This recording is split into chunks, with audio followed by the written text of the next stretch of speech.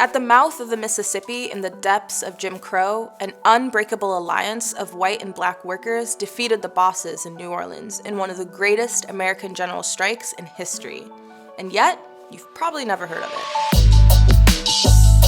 After the end of Reconstruction in 1877, the South's entire political and economic system, from tenant farming to Jim Crow to Clan Terror, would stop at nothing to degrade black people and ensure that white and black workers saw each other as enemies.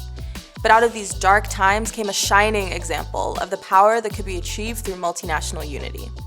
In the late 19th century, New Orleans was by far the largest port in the South, serving as a key access point to the Mississippi and the Gulf of Mexico.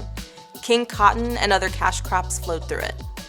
The city had been operated under the Southern slavocracy, mostly on the backs of enslaved labor, and in 1892 it was a majority black city. At the same time, the labor movement in the US was in many ways a nascent and dynamic force, and NOLA was no different.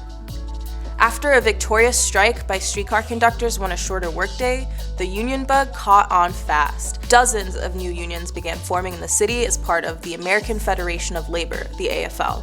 By the end of the summer, over 30,000 workers, especially in the factories and on the docks, had formed and joined unions.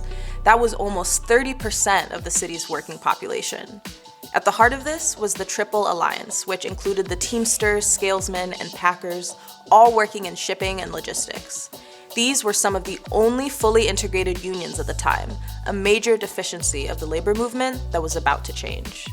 Inspired by the earlier streetcar strike, 2,000 to 3,000 workers in the Triple Alliance struck for the 10-hour day, overtime pay, and union shop. Especially threatened by this strike of black and white workers in the city's key industry, the New Orleans Board of Trade, representing all the business interests of the city, swore to fight the union to the gates of hell rather than concede. So they tried to divide the workers every way they know how, using racist fear-mongering and calling in the National Guard. They even tried to divide the alliance by offering to sign contracts with the majority white Scalesmen and Packers on the condition that they sold out the majority black Teamsters. But the workers remained united. In fact, in response to these attacks, the Amalgamated Council, which included black elected leadership, voted unanimously to expand the fight to a general strike. On November 8th, more than half of the city's workforce struck. Every essential function, including food delivery, electricity, manufacturing, street cleaning, construction, even firefighting, were halted. New Orleans was in complete darkness. In their desperation, the bosses put out even more lurid racist attacks, painting black workers as violent, trying to take over the city. But again, the workers remained united and organized. This was the first time in US history that black and white workers carried out a general strike in arms. 3 days after it began, the board was begrudgingly forced to sit down with black and white labor leaders alike. After 48 hours of negotiation, the workers won the 10-hour workday, a 25% pay raise, and overtime pay.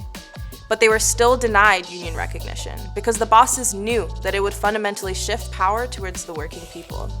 The general strike demonstrated that black and white workers of all backgrounds, could indeed maintain unity and solidarity, and showed the power of organization. Even in the deep Jim Crow South, workers learned that multinational unity is critical. Bosses so often use racist rhetoric to divide and defeat working people. It's a tale as old as time, but we won't be falling for it. Today, just as much as then, we can and will only win when we unite all working people.